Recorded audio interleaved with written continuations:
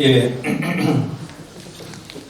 삭개오는 예수님이 여리고에 오신다는 소식을 들었습니다. 그는 정말 예수님이 어떤 분이신가 알고 싶은 마음이 들었어요. 그래서 예수님을 보러 나갔지만 자신은 키가 작고 또 워낙 많은 무리들이 모여든 터라 예수님을 제대로 볼 수가 없었습니다. 그래서 그가 궁리해낸 것이 뭐냐면 바로 뽕나무 위에 올라간 겁니다. 예수님을 제대로 보기 위해서 그는 뽕나무 위로 올라갔던 겁니다.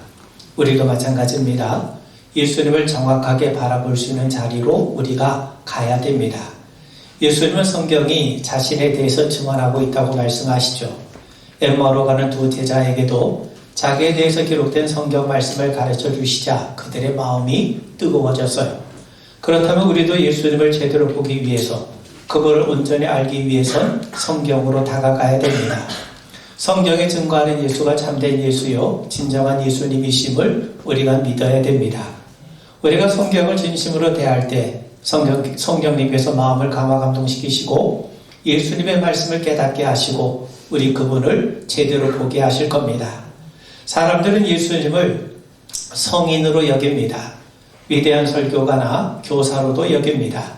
세상의 지배적인 가치관을 전복시키는 혁명가로 생각하는 사람들도 있습니다.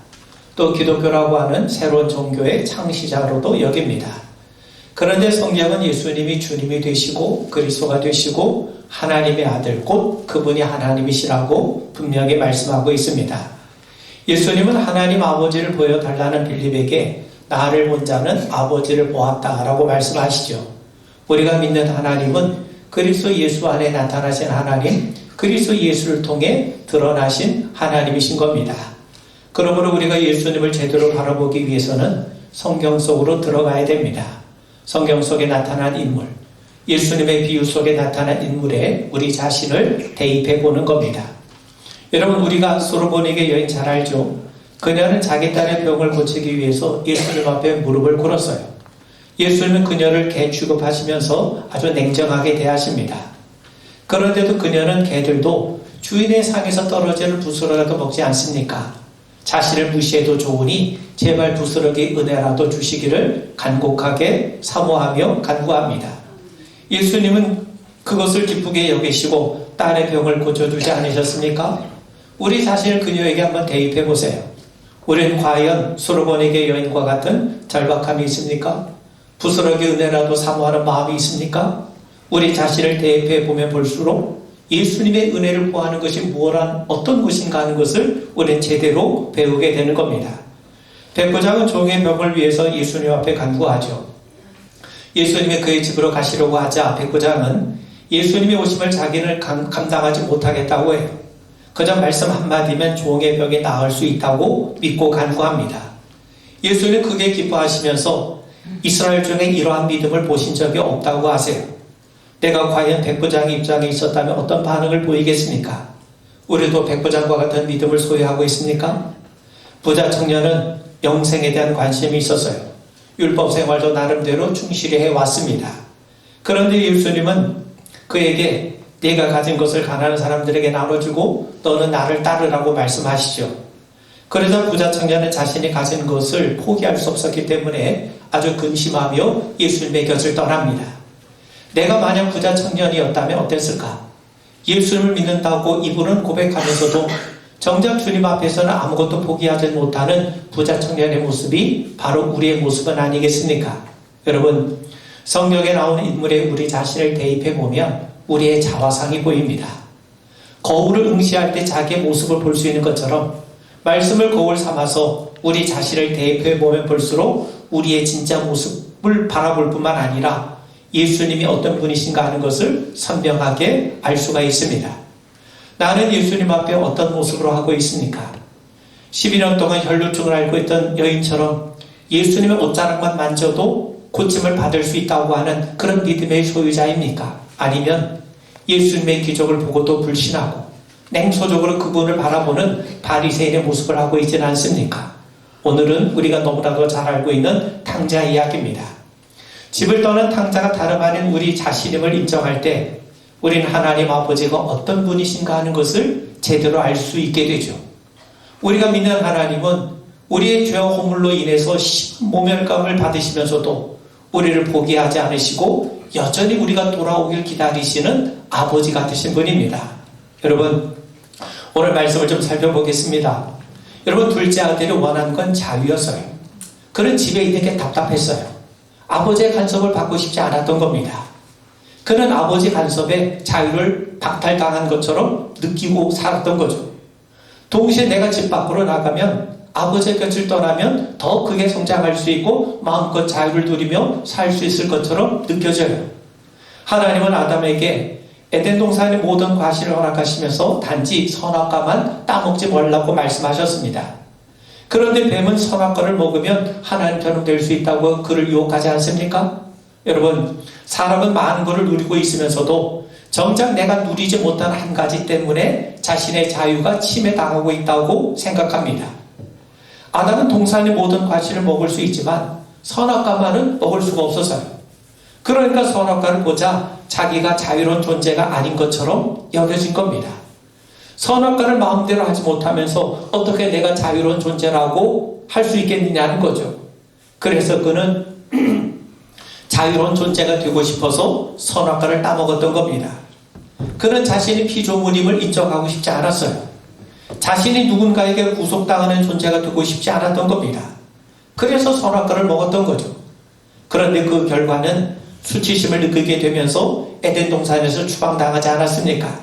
여러분, 사람들은 뭐뭐 하라, 뭐뭐 하지 말라 이런 소리를 들으면 분개합니다. 마치 자신의 자유가 심히 침해당한 것처럼 여기게 되죠. 그런데 여러분, 하나님이 선악과를 주신 것, 하나님이 우리에게 말씀을 주시는 것, 뭐뭐 하라, 뭐뭐 하지 말라 하신 것은 우리 인간의 자유를 침해하는 것이 절대로 아닙니다. 여러분 생각해 보세요. 아이와 부모가 원하는 게 서로 다릅니다. 아이는 자기가 먹고 싶은 것은 뭐든지 먹어야 되고 하고 싶은 것은 뭐든지 해야 자유롭다고 여겨요. 반면 부모는 아이가 아무리 먹고 싶어도 불량식품을 먹기를 원치 않습니다. 또 너무 많이 먹으면 자칫 건강에 위협이 된다는 것을 알고 있죠. 그래서 음식을 먹되 아무 음식이나 먹지 말고 절제할 줄 아는 아이가 되기를 원합니다. 여러분, 자기가 원하는 것 다 할 수 있는 것이 자유가 아닙니다. 진정한 자유는 자기가 원하는 것을 다 하는 것이 아니라 자기가 마땅히 해야 하는 것을 할 수 있어야 돼요. 여러분, 학생이 게임을 한다고 해서 잘못된 것이 아닙니다. 아이가 춤을 춘다고 해서 삐뚤어진 것이 절대로 아닙니다. 여러분, 대구에 사는 중학생 이효철 군이 슬랙춤, 일명 공중부양춤을 췄는데 한 달에 유튜브 조회수가 2억에 달했어요. 그런데 여러분, 우리가 게임도 하고 춤도 추기도 하고 노래도 부르고 놀기도 해야 되는데 그것도 적당히 해야 됩니다. 공부를 위해서는 잠시 멈출 수도 있어야 돼요. 내가 게임을 끊지 못하고 공부하는 것조차 포기할 만큼 집착하는 것은 그건 자유로운 것이 아니라 중독이 된 것 아니겠습니까?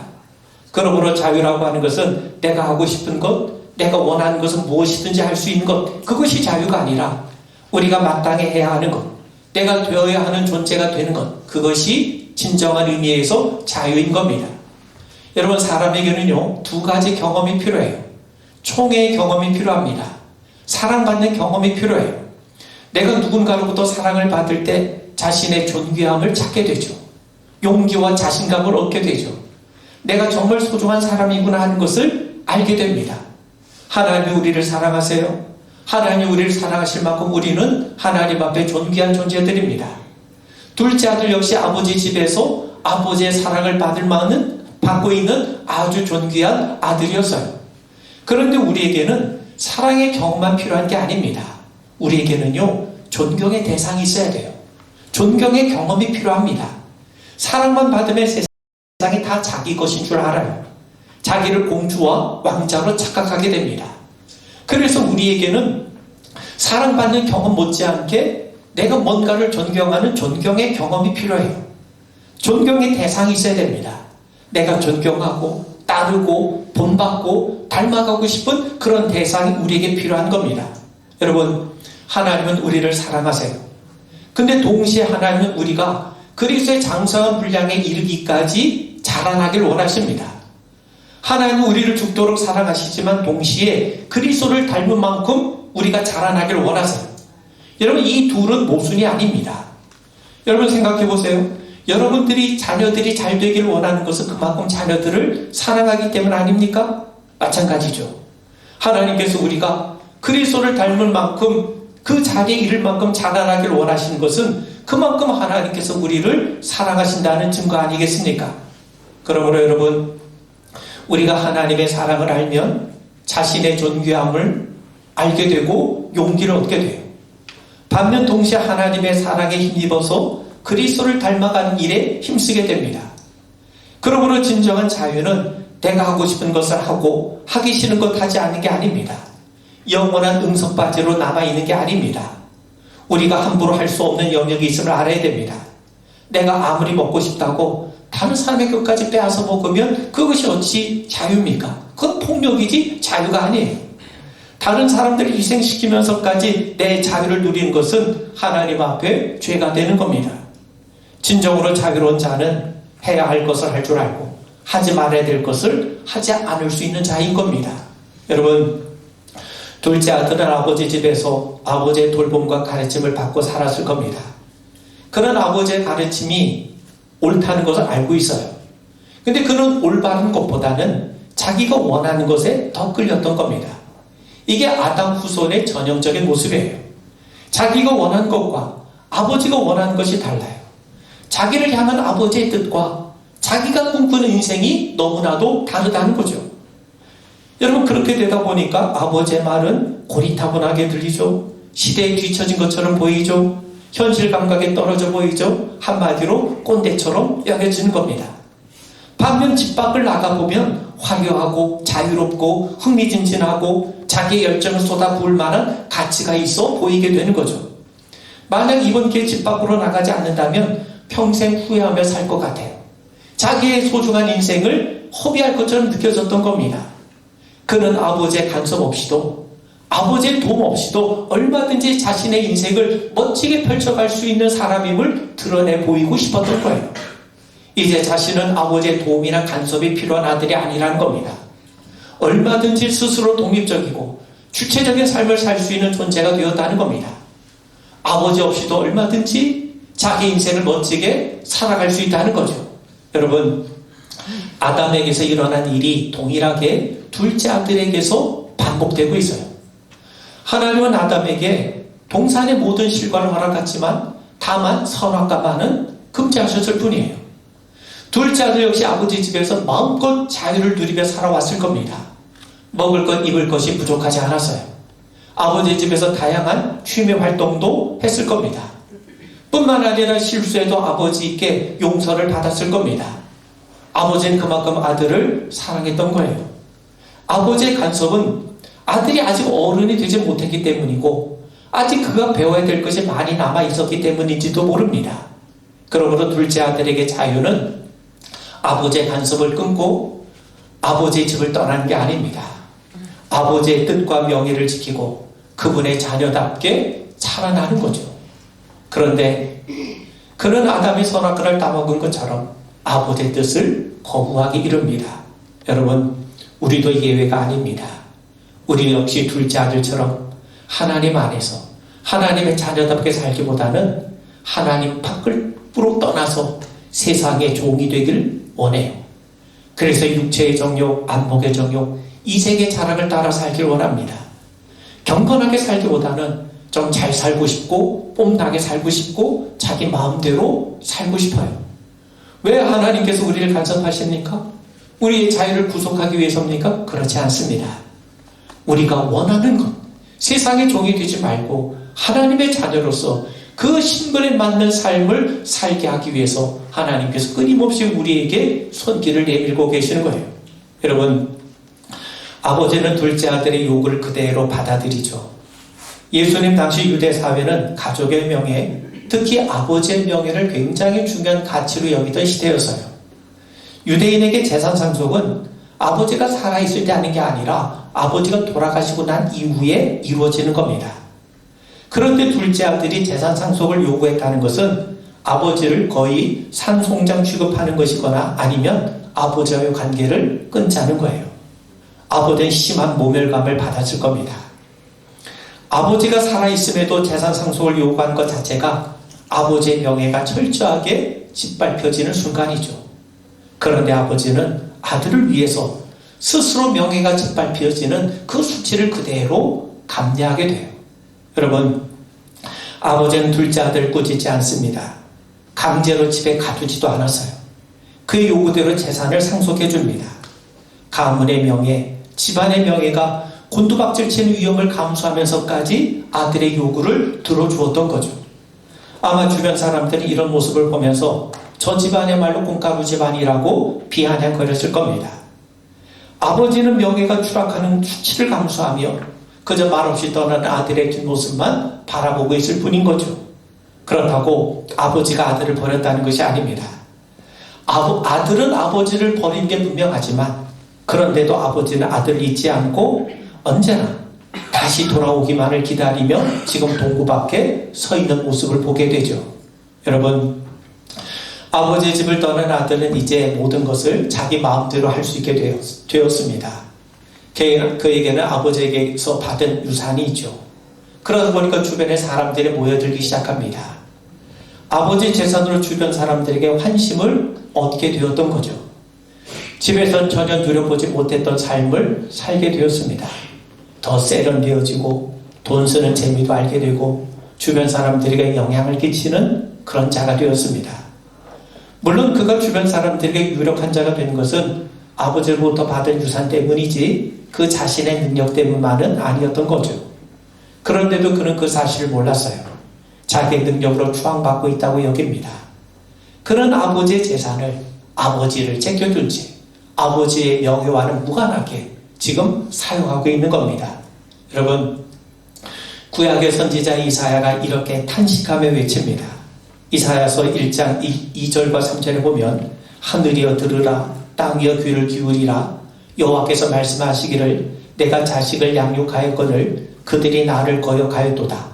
소는 그 임자를 알고 나귀는 그 주인의 구유를 알건만은 이스라엘은 알지 못하고 나의 백성 깨닫지 못하는도다. 소나 나귀는 아주 고집센 동물입니다. 그런데도 그 고집센 동물도 최소한 주인은 알아봐요. 자기 집이 어딘지는 알고 있어요. 그런데 이스라엘 백성들은 하나님의 택함을 받은 백성임에도 불구하고 하나님의 주인 되심을 알지 못하고 있다는 겁니다. 하나님의 은혜로 살고 있으면서도 누가 자기를 돌보고 누가 자기를 살리고 있는지를 알지 못했다는 거예요. 그러면서 유대 백성들은 주인을 알아보는 소나 나귀보다 더 미련하고 고집스러운 인간이 되고 말았다는 것 아니겠습니까? 여러분, 둘째 아들은 이런 유대 백성들의 모습 또한 하나님을 망각한 우리의 모습을 보여주는 자화상이기도 합니다. 생각해 보세요. 세상의 모든 것은요 다 자기 자리를 지켜요. 해와 달과 별은 자기 궤도를 따라 돕니다. 수천 년이 지나도 해와 달과 여러 많은 행성들은 자기 궤도를 절대로 이탈하지 않았어요. 동식물도 마찬가지입니다. 봄이 되면 새싹이 돋죠. 여름이면 무성해지죠. 가을이 되면 열매를 맺어요. 모든 동물도 하나님이 정하신 그 모습 그대로 살아갑니다. 그런데 인간만 그렇지 않아요. 하나님이 정하신 길을 벗어나고 싶어해요. 하나님을 떠나고 싶어해요. 그렇다면 하나님을 떠난 인간은 과연 행복합니까? 아버지의 집을 떠난 둘째는 과연 어떻게 되었습니까? 그는 아버지로부터 막대한 유산을 받아 떠났어요. 그런데 그가 받은 재산으로 인해서 그는 서서히 몰락해 가고 있었다는 겁니다. 집 밖에서 그는 자유를 만끽했어요. 돈은 그 주변에 많은 사람들이 모여들게 만들었습니다. 그는 생기가 넘쳤을 거예요. 돈으로 욕망을 채울 수 있게 되자 그는 자신을 대단한 존재로 여기게 되었을 겁니다. 쉽게 유흥에 빠졌고 과대망상에까지 빠져들게 되었을 겁니다.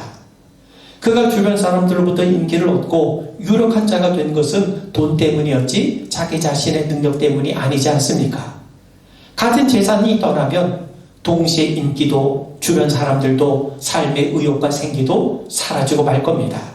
여러분, 실제로 돈은 우리에게 결코 만족을 줄 수가 없어요.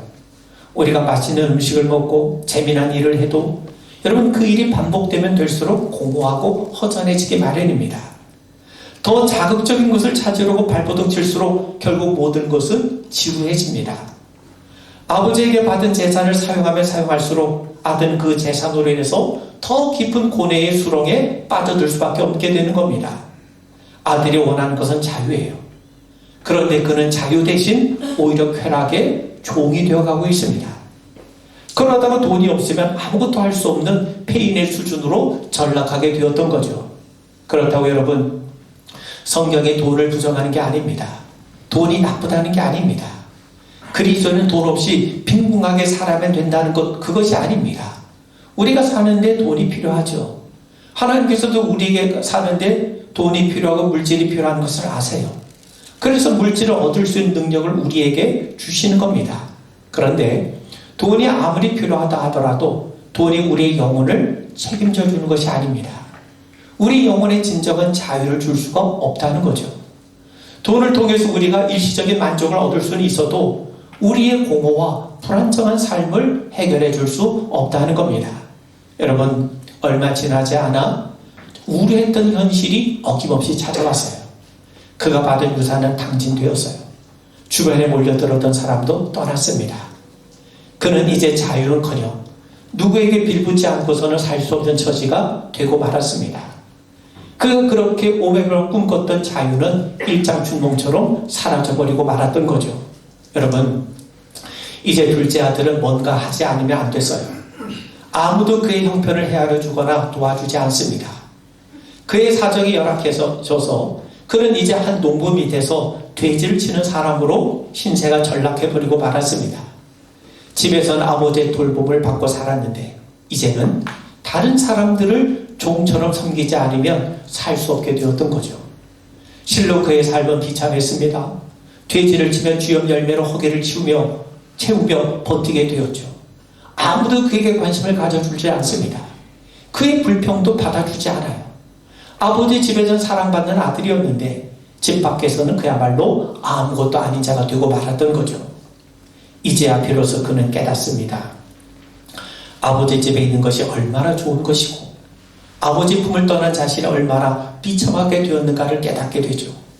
진정한 자유는 아버지 집에 있을 때 누릴 수 있는 것이지 아버지의 품을 떠난 자유는 자유가 아니라 오히려 구속당하는 것임을 그는 비로소 깨닫게 되었던 겁니다. 여러분, 예수님은 우리가 두 주인을 섬길 수 없다고 말씀하세요. 우린 언제나 한 주인만을 섬기게 마련입니다. 하나님을 섬기면 하나님의 자녀로서 돌봄을 받아요. 우린 종이 아닌 자녀로서 아버지께 나아갈 수 있는 권리를 갖게 됩니다. 그런데 우리가 하나님을 섬기지 않으면 우린 반드시 육체의 정욕, 안목의 정욕, 이상의 자랑의 종이 되어서 거기에 이리저리 끌려다닐 수밖에 없어요. 하나님이냐 세상이냐, 하나님이냐 돈이냐, 이 사이에 중립지대는 존재하지 않습니다. 신앙의 본질적인 질문은요, 우리가 하나님을 섬김으로 하나님의 자녀로 살 것인가? 아니면 세상을 주인으로 섬겨 세상의 종이 될 것인가? 바로 그겁니다. 예수는 우리를 더 이상 종이라 부르지 않으시고 친구라 하세요. 이 말을 달리 얘기하면 하나님을 주인으로 섬기면 하나님은 우리를 종으로 부리시는 것이 아니라 자녀처럼 대하신다는 거예요. 반면 우리가 세상을 주인으로 삼으면 우리는 끝없이 세상에 끌려다니는 종 노릇밖에 할 수 없다는 겁니다. 여러분, 우리가 하나님을 섬기면 하나님을 섬기는 결과 우리가 무엇을 먹을까 입을까 마실까 그것이 덤으로 우리에게 주어져요. 그러나 우리가 하나님이 아닌 세상을 주인으로 섬기게 되면 우리는 끊임없는 무엇을 먹을까 입을까 마실까 그것에 염려하며 인생을 허비할 수밖에 없는 겁니다. 둘째 아들은 아버지에게서 떠나면 자유를 얻으리라 여겼어요. 이게 아담의 죄죠. 그런데 그가 얻은 것은 자유가 아닙니다. 하나님처럼 된 것이 아니죠. 아담이 에덴에서 추방된 것처럼 돼지 주염 열매를 먹어야 하는 신세로 전락하지 않았습니까? 이것이 얼마나 미련하고 어리석은 짓입니까? 그런데 여러분, 여기서 놀라운 반전이 발생합니다. 이것이 복음이에요. 아들이 생각한 게 뭡니까? 나는 아버지의 곁을 떠나 인생이 망가졌어도 여전히 아버지는 자기를 기다리고 있다는 사실을 알았던 거예요. 그래서 그는 아버지에게로 발걸음을 돌이켰어요. 이것이 회개입니다. 회개는요, 등지는 것이 아니라 돌이키는 거예요. 여러분, 예수님께서 우리에게 이 땅에 오셔서 제일 먼저 외치셨던 게 뭡니까? 회개하라. 지옥이 무섭기 때문에 회개하라. 그렇게 말씀하지 않으셨어요. 천국이 다가오기 때문에 회개하라는 거예요. 지옥이 무서워서 우리가 예수님 앞에 나가는 것이 아니라 예수를 통해서 하나님의 나라가 우리 가운데 임하기 때문에, 그 나라가 활짝 열려 있기 때문에 주님께로 하나님 나라를 향해 돌아서는 것, 이게 바로 회개인 겁니다. 여러분, 모든 것이 끝났다고 여겼을 때 그는 비로소 아버지가 계시다는 것을 기억했어요.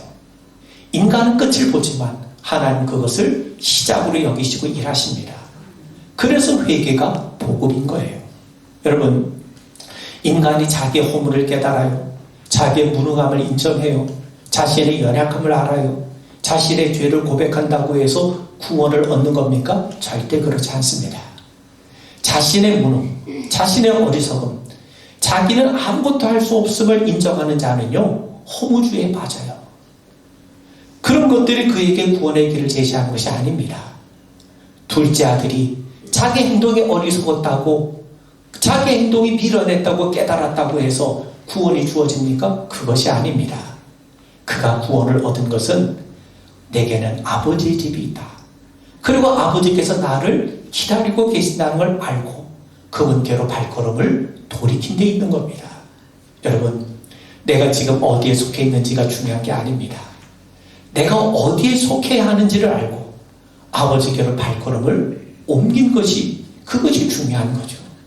처음에는 아버지 집이 싫어서 집 밖으로 나갔지만 이제는 아버지의 집이 있기 때문에 집 밖이 싫어지는 거예요.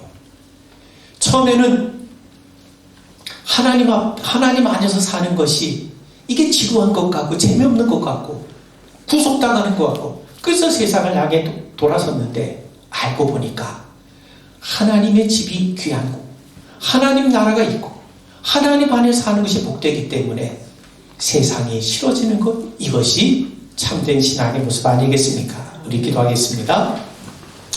자비하신 아버지 하나님, 우리에게 은혜를 더하셔서 우리가 있어야 할 곳이 아버지 집임을 알게 하셔서 날마다 우리의 발걸음이 아버지께로 향하게 하여 주옵소서.